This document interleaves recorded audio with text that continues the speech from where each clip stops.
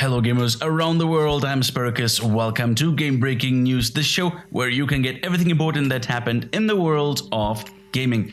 And this is yet another special episode. This time we will talk about the Xbox Media Briefing 2017 and the official reveal of the Xbox One Scorpio. We jump right into it because there is a lot to talk about. And it is a real strange phenomenon because Microsoft did almost everything right in this press conference. Almost everything right, but still, somehow it was not enough. Why and how? I mean, after the EA, debacle of a conference, Microsoft focused on games only and not some influencer bullshit. And that was good. Today, we will feature 42 games here on our stage, including 22 games with console exclusivity on Xbox One. Well, that's not completely true. Only 6 of them were real exclusives and 4 of those sequels, and only 1 of them was a game we didn't already know that it was in development yet. And the rest were, well, as they called it, launch exclusives. So if you play it, you're gonna play it on Xbox first. Well, and on Windows 10. Because every game on Xbox is also available on Windows 10. That is, I think, Microsoft's plan B in case the console markets gets somehow replaced in the future. Just like PlayStation Now is for Sony. So that is why I will still count those exclusives as Xbox exclusives, just with a catch, you know. We had a ton of games, and the games, their trailers and the gameplay presentations were presented with little to none commentary. They let the games speak for themselves, which I think was really good. Just because they crammed so many games into the show, I was often left asking myself what the game that was shown was about. What was that? I just saw something. I just saw a game. Okay.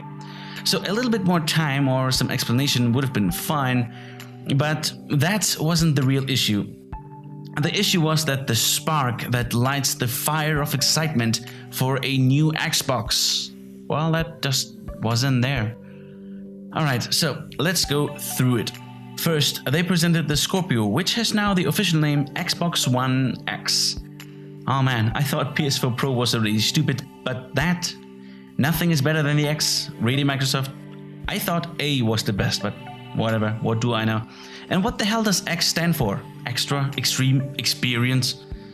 Ah, man, maybe it's just 10 for Windows 10, you know, Roman X. Well, whatever, a stupid name seems to be a necessity nowadays anyways.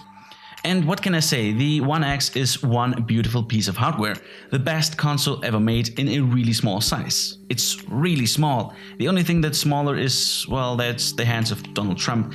And they even have the cooling system in mind, which is crucial if you have a small size like that. And they also presented that, and they even named it after its developer, which gives the console some character, you know?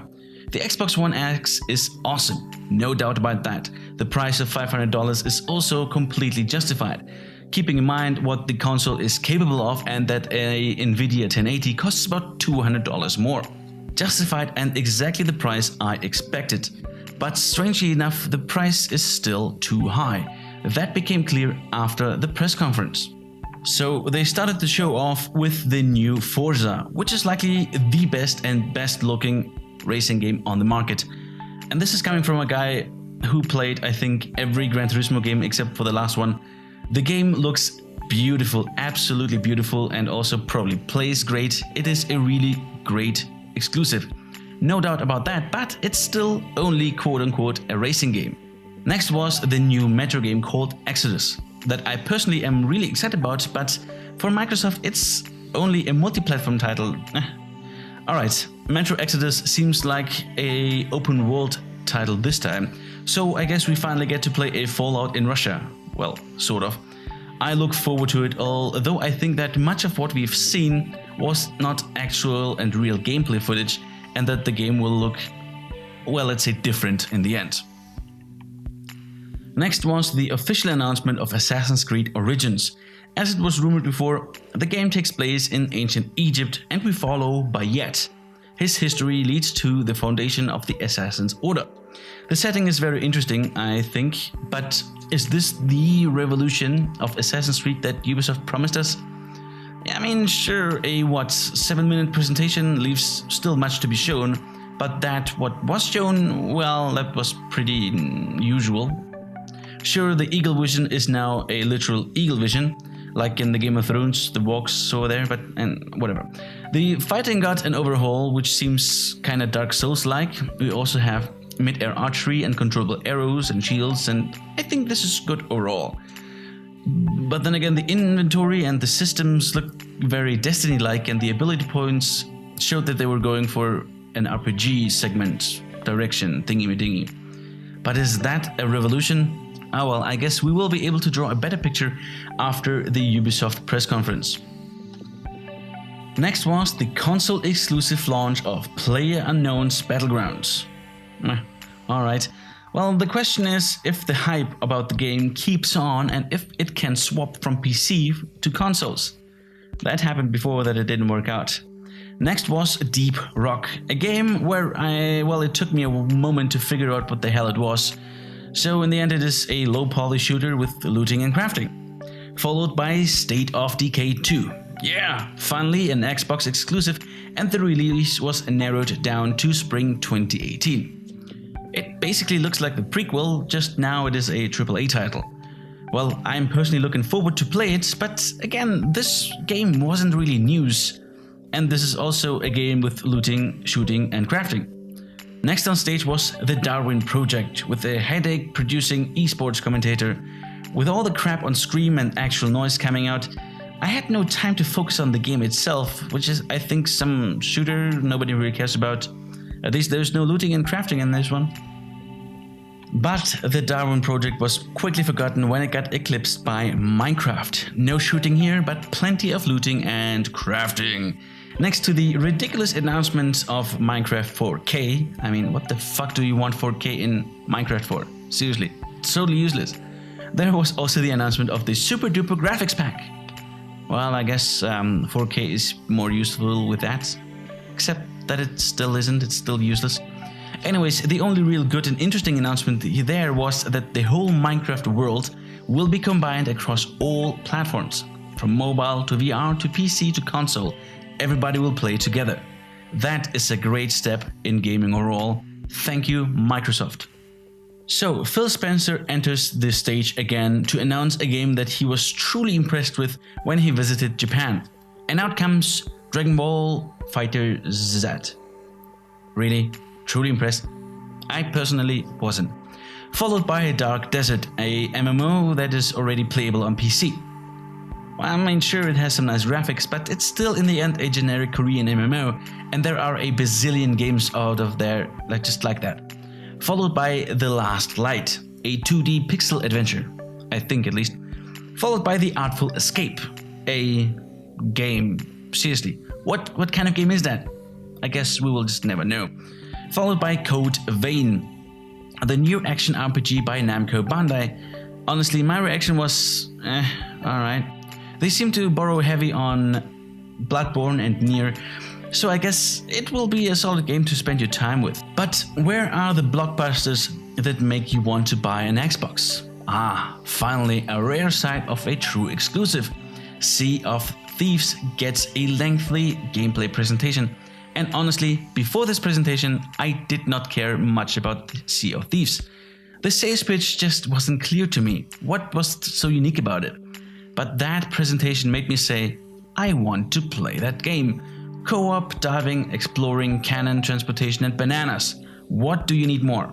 Seriously guys, the game looked fantastic. It doesn't take itself too serious and it seemed really fun to play. And in contrary to my first impression of the game last year, this is an actual system seller. Well done. Followed by Takomi. It took me a while until I remembered that this game was already announced before, and it is made by the developers from Gone Home, but still, I have no idea what the game is about. At least, we got followed again with another exclusive. Cuphead will come out on the 29th of September. The game looks great and adorable, nice art design, thumbs up. Followed by yet another exclusive, Crackdown 3. Hey, I love Terry Crews. He could rape a bunny and I would still cheer for him. But unfortunately, there was so little time to actually present the game. that I really can't say much about it, so we just move on just like Microsoft did. After 2 exclusives in a row, I hoped for Xbox to keep pushing out those exclusives. I mean, if you're on the shitter, you just keep pushing, but they stopped for ID at Xbox. So after some blah blah, there came a montage of different indie games. Some were actually really interesting, yet there was no time to remember any of them because the next game was already on the line, called Ashen. Looks like a co-op game with some really weird art design. I mean, those guys have no faces. What the fuck, that's really fucking creepy. And then there shined the Life is Strange prequel. For a moment. I mean, literally just for a brief moment. It was such a short trailer.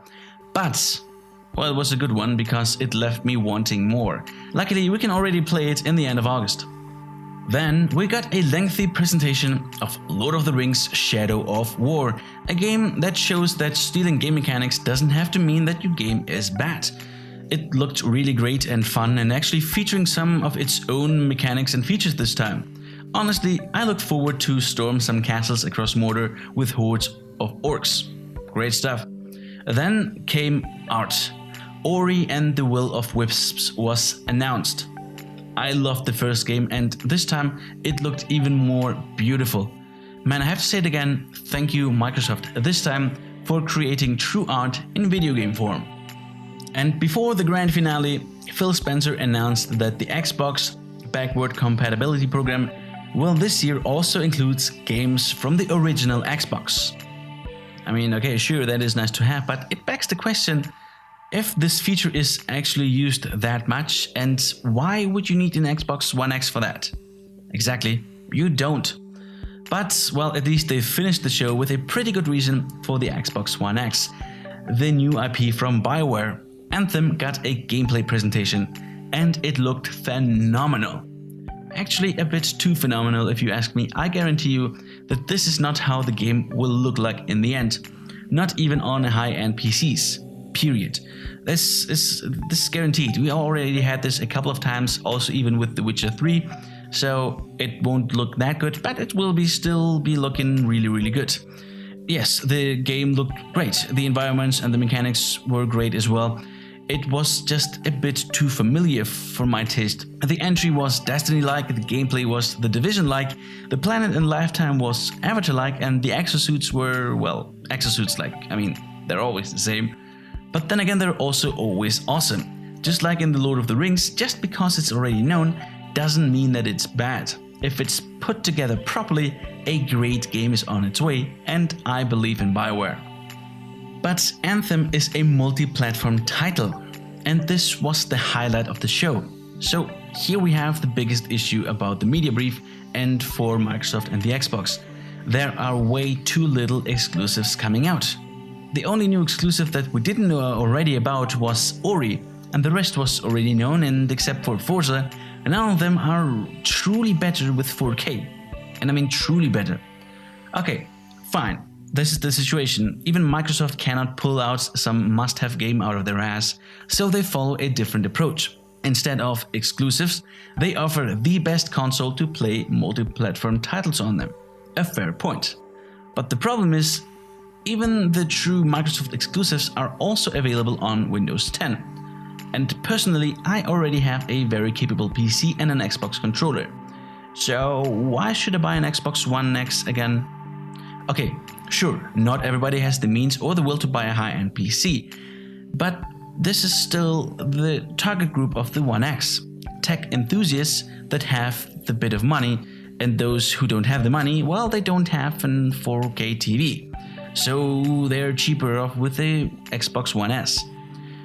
Again, the price of $500 is justified for the hardware, but to truly be competitive with Sony, this is too much.